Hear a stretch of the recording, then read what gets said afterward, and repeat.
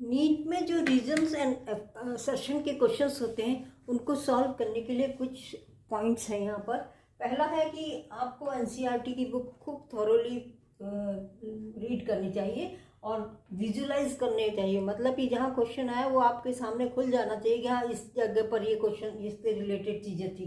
दूसरा, की टर्म्स जो आप पढ़ते हैं उसका रिलेशनशिप क्या है आसपास के सेंटेंसेस से, वो देखना चाहिए। डायग्राम जो है वो विजुअलाइजेशन को हेल्प करते हैं और जो ऑप्शंस दिए हुए हैं उसमें से इनकरेक्ट ऑप्शंस को आप एलिमिनेट करके भी अपने आंसर तक पहुंच सकते हैं।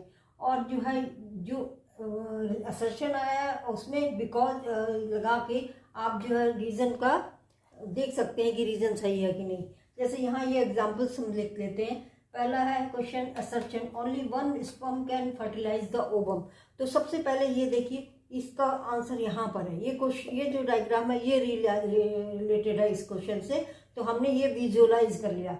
और इसने दिया हुआ है यहाँ पर, और यहाँ पर ये लिखा हुआ है कि during fertilisation a sperms comes in contact with the zona pellucida layer of the ovum and induces changes in the membrane that block the entry of additional sperms। तो ये हो गया यहाँ पर, ये जोना पेलुसिडा से रिलेटेड है। तो यहाँ पे की टर्म हमारा जोना पेलुसिडा था तो उससे रिलेटेड है। यहाँ पे रीजन दिया हुआ है zona pellucida layer of ovum induces changes in the membrane and blocks the entry of additional sperm. तो ये इसका सही रीजन है। इसको हम मिला के बिकॉज लगा के जोड़ सकते हैं। Only one sperm can fertilise the ovum because zona pellucida layer of ovum induces changes in the membrane and blocks the entry of additional sperm. इस तरह से ये इसका, इसमें क्या हो गया, ये भी करेक्ट है ये भी करेक्ट है। और जरूरी नहीं है दोनों में से कोई एक भी करेक्ट हो सकता है, दोनों भी करेक्ट हो सकते हैं, दोनों करेक्ट हो सकते हैं, लेकिन हो सकता है ये जो है रीजन, इसका रीजन सही नहीं हो। तो इस तरह से आप जो है ये पॉइंट ध्यान में रखते हुए उनको सॉल्व करेगा। कभी कभी आंसर नहीं समझ में आता है तो एलिमिनेट करता है, ये तो बिल्कुल आंसर नहीं होगा, उसको आप एलिमिनेट कर दीजिए और फिर दूसरे की ऑप्शन की तरफ मूव करिए।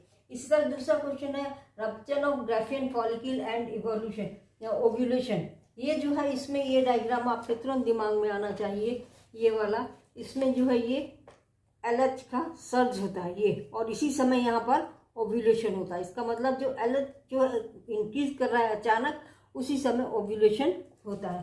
तो यही है कि LH surge by anterior pituitary stimulates ovulation. तो ये इसका करेक्ट ऑप्शन है। इसके अलावा जो ऑप्शन होंगे वो गलत होंगे। तो आपको असर्शन जो है वो तुरंत उससे पिक्चर आ जानी चाहिए बुक